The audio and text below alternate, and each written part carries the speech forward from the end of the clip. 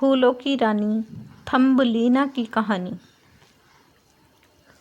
कुछ समय पहले एक शहर में एक औरत अकेली रहती थी। उसका अपना कोई नहीं था। इस बात से वह काफ़ी दुखी थी। एक दिन वह दोस्त अपनी से परी मिलने गई और उसे कहा कि मुझे एक बेटी चाहिए। परी ने उसकी बात सुनकर उसे एक बीज दिया और बोली कि इस बीज को तुम अपने घर के एक गमले में लगा देना। परी से बीज लेने के बाद महिला घर पहुंची और उसके बताए अनुसार बीज को अपने घर के गमले में लगा दिया। अगले दिन जब वह गमले के पास गई तो उसने देखा कि उसमें एक सुंदर सा फूल खिला था। वह एक जादुई फूल था जिसका नाम ट्यूलिप था। उसकी पंखुड़ियाँ आधी ही खुली थीं। उस औरत ने जब उस फूल को चूमा तो उसकी पंखुड़ियाँ पूरी तरह से खिल गईं। फूल के खिलते ही उसमें से एक बहुत खूबसूरत लड़की बाहर निकली। वह लड़की फूल की ही तरह बेहद कोमल थी और उसका आकार अंगूठे जितना था। इसलिए उस औरत ने उसका नाम थम्बलीना रखा।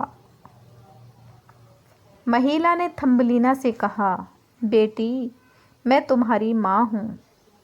अब से मैं ही तुम्हारा पालन करूँगी और तुम्हें बहुत प्यार से रखूँगी।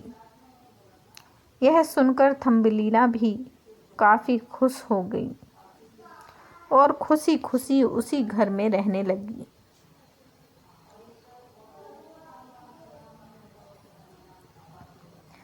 एक दिन थम्बलीना खेल रही थी। तभी मेंढक की नज़रें उस पर पड़ीं। मेंढक ने अपने मन में सोचा कि क्यों ना इससे मैं अपने बेटे की शादी करा दूं। यह सोचकर मेंढक थम्बलीना को उठाकर अपने बेटे के पास ले गया। मेंढक का बेटा थम्बलीना को देखकर उससे शादी करने के लिए तैयार हो गया। मेंढक ने थम्बलीना को तालाब के पास एक पत्ते पर रखकर शादी की तैयारियों में जुट गया। तालाब के बीच एक पत्ते में बैठी थम्बलीना चाहकर भी वहां से भाग नहीं पा रही थी। आखिर वो रोने लगी। तभी एक तितली ने थम्बलीना को देखा। उसने उसे वहां से उठाया और फूलों के नगर में ले गई। यहाँ तितली में थम्बलीना को अपने साथ रखा और उसके खाने पीने का इंतज़ाम करने में जुट गई। तभी एक झींगुर की नज़र थम्बलीना पर पड़ी। वह भी उसकी खूबसूरती देखकर उसका कायल हो गया। वह थम्बलीना को अपने दिल की बात बताने पहुंचा। यह सुनकर थम्बलीना ने उसे समझाया कि हम दोनों एक नहीं हो सकते हैं, हम अलग अलग जीव हैं। इस पर झींगुर के मित्रों ने भी कहा, दोस्त, यह थोड़ी अजीब है। ये लड़की हमारे जैसी नहीं है।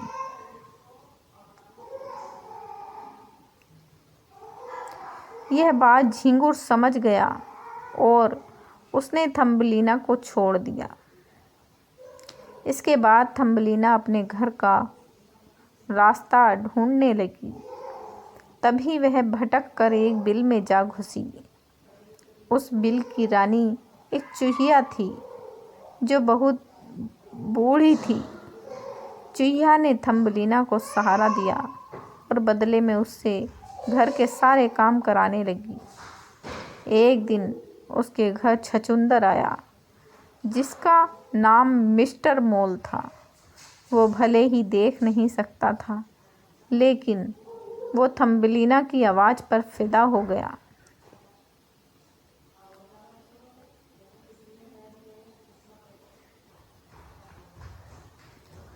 मिस्टर मोल ने बूढ़ी चूहिया से कहा कि वो थम्बलीना से शादी करना चाहता है। और दोनों की शादी चूहिया ने तय भी कर दी थी। तभी घर से बाहर मिस्टर मोल को छोड़ने जाते हुए थम्बलिना को एक चूहिया मिली जो घायल और बेहोश थी। थम्बलिना तुरंत उसकी मदद करने लगी। बूढ़ी चूहिया और मिस्टर मोल ने उसे रोकने की काफ़ी कोशिश की, लेकिन थम्बलिना नहीं मानी। उसने दिन रात एक करके चिड़िया की देखभाल की, चूहिया की देखभाल की। कुछ दिनों के बाद चिड़िया पूरी तरह से ठीक हो गई। चिड़िया के ठीक होने से थम्बलिना खुश थी, लेकिन शादी के दिन नज़दीक आ रहे थे, इसलिए बेचैन हो गई। थम्बलिना ने चिड़िया को सारी बातें बताई। यह सुनकर चिड़िया ने कहा, जल्दी से मेरी पीठ पर बैठ जाओ, मैं तुम्हें यहाँ से बहुत दूर ले जाऊंगी। थम्बलिना तुरंत उस चिड़िया के पीठ पर बैठ गई।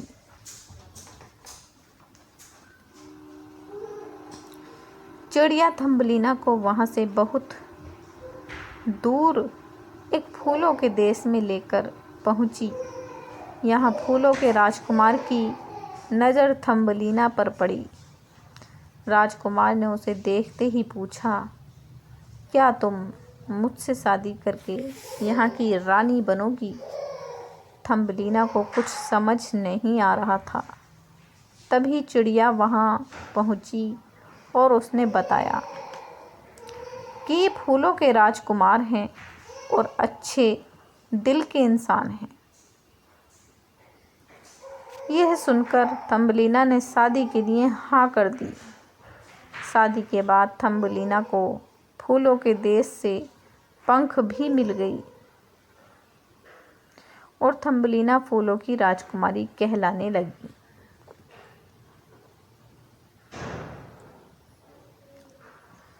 तो इस कहानी से सीख मिलती है कि हमेशा दूसरों का भला करना चाहिए। दोस्तों, आपको हमारी कहानी कैसी लगी? इसे लाइक और हमारे चैनल को प्लीज़ सब्सक्राइब ज़रूर करना और आगे भी अपने दोस्तों में शेयर करना। धन्यवाद।